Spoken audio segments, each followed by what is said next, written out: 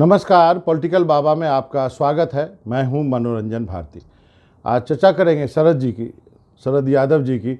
मुझे सौभाग्य है कि मैं पिछले 26-27 साल से तो ज़रूर उनको कवर करता रहा हूं और ढेर सारी उनकी यादें हैं और उनके बारे में कुछ चीज़ें मैं आपको ज़रूर बताना चाहूँगा कि शरद यादव क्या शख्सियत थे और उनका जाना भारतीय राजनीति के लिए क्यों एक जो है बड़ी क्षति मानी जाएगी। सबसे पहले कुछ जो जानकारियां हैं उनके बारे में वो साझा किए देता हूं कि आज़ादी से 1.5 महीना पहले उनका जन्म हुआ था, यानी 1 जुलाई 1947 को शरद यादव पैदा हुए थे। होशंगाबाद जो कि मध्य प्रदेश में है, वहाँ पर पैदा हुए थे और उसके बाद उन्होंने पढ़ने लिखने में बचपन से काफ़ी मेधावी थे, तेज़ थे। और यही बात है कि वो जब उन्होंने इंजीनियरिंग की और साइंस ग्रेजुएट रहे, उसके बाद इंजीनियरिंग की और उसके बाद इलेक्ट्रिकल इंजीनियरिंग की। उन्होंने इंजीनियरिंग कॉलेज में उनको जो गोल्ड मेडल मिला था, इसलिए आप उनके लिबास, उनके रहन सहन, उनके बोलने के ढंग पे नहीं जाइए।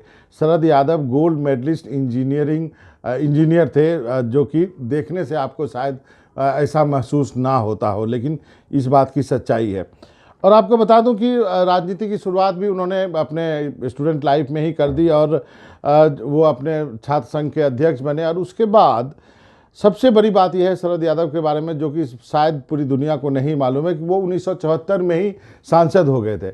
जितने भी समाजवादी नेता हैं वो उसके बाद हुए हैं, लालू यादव या नीतीश कुमार ये सब करें, तो ये सब 1977 की जो जेपी की जो क्रांति थी उसके बाद जो है ये लोग उपजे। लेकिन जेपी ने शरद यादव को चुना था कि इनको पहले टिकट दिया गया था 1974 में ही, छात्र नेता के रूप में। उस वक्त ये जेल में थे और जेल में होते हुए शरद यादव चुनाव लड़े। हल्दर जो है वो चुनाव चिन्ह उनको दिया गया था और उस ज़माने में जनता पार्टी का ये सिंबल होता था और वो चुने गए थे। 1974 में चुनाव जीते और पहली बार जो है आप कह सकते हैं कि करीब 26-27 साल उम्र रही होगी उनकी, वो जब है वहाँ पे चुन के आए।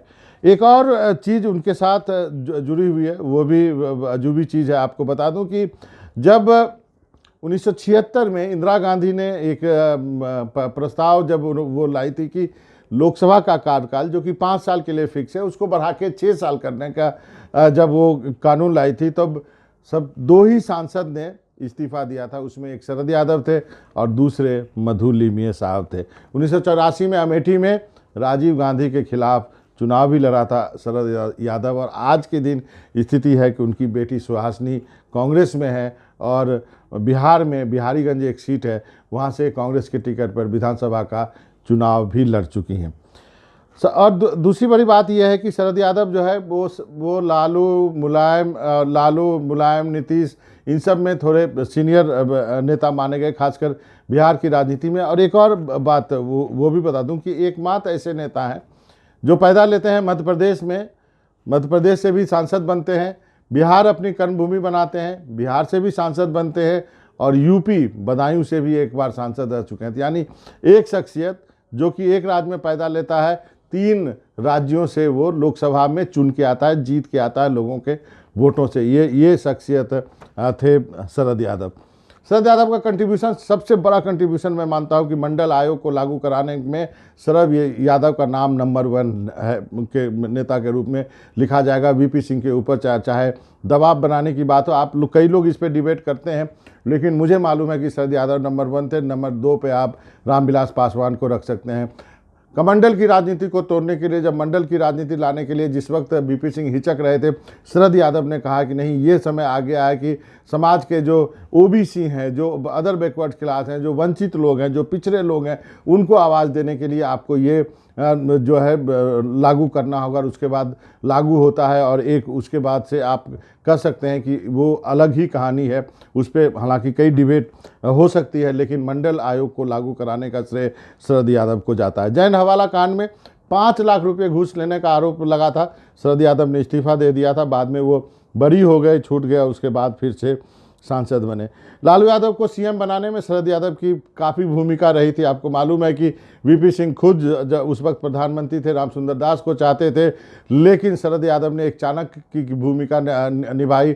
रघुनाथ झा जो कि चंद्रशेखर जी के कैंडिडेट थे उनको वोटिंग के लिए तैयार किया और कहा कि नहीं, सर्वमान्य रूप में चुनाव नहीं होगा, वोटिंग होगी। और उसके बाद जो है वो रामसुंदर दास को लालू यादव ने वोटिंग में हरा दिया। उतने ही वोट मिले जितने कि रघुनाथ झा के समर्थक थे। तो यानी वहाँ पे जो है एक तरह से लालू यादव को सीएम बनाने में शरद जी की काफ़ी भूमिका रही। हालांकि मुलायम सिंह कहते हैं कि जब देश में देवगौड़ा के वक्त में प्रधानमंत्री बनने की बात आई थी मुलायम सिंह यादव की, उस वक्त लालू यादव और शरद यादव फिर एक हो गए थे और जो है और मुलायम सिंह यादव को प्रधानमंत्री नहीं बनने दिया था। हालांकि इस खबर की कभी पुष्टि नहीं हो पाई और अब तो मुलायम सिंह भी नहीं है।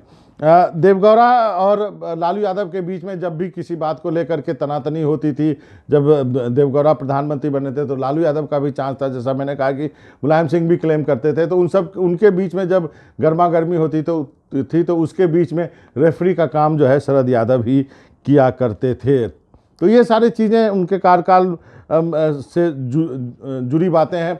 लालू यादव के पार्टी में अभी अंत में उन्होंने अपनी पार्टी का विलय कर दिया, लेकिन ये भी सच्चाई है कि दोनों एक वक्त में एक दूसरे के खिलाफ चुनाव लड़ चुके हैं। एक वक्त में जो है हार गए थे, दूसरे वक्त में वो वहाँ से चुनाव जीते मधेपुरा से। तो और अंत में यही कहूँगा कि नेता आते जाते रहते हैं, लेकिन ऐसी शख्सियत जो कि आप ज़रूर कहेंगे कि भले ही आप उनको प्रो मंडल कहें, महिला आरक्षण में उनके विचार ये थे कि उन्होंने जो एक लाइन कही थी परकटी महिला, वो काफ़ी प्रसिद्ध हो गया, जिसको आज के लहजे में वायरल कहते हैं। लेकिन उस वक्त भी शरद यादव की दलील ये थी कि आप केवल महिलाओं को आरक्षण मत दीजिए, यदि आरक्षण देना है तो उन महिलाओं को भी एक कैटेगरी बननी चाहिए जो कि ओबीसी से आती हैं, पिछड़ी महिलाएं हैं।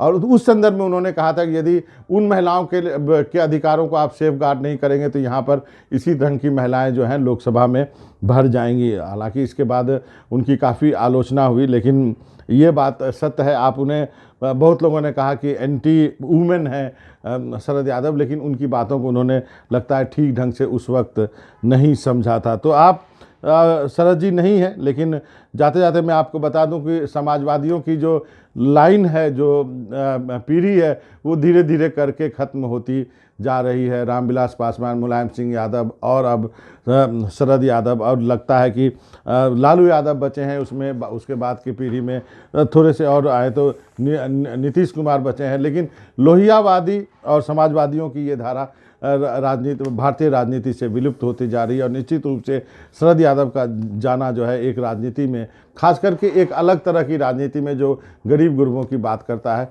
उसमें जो है एक काफ़ी बड़ा शून्य छोड़ के जाएगा। मनोरंजन भारती को इजाज़त दीजिए। नमस्कार।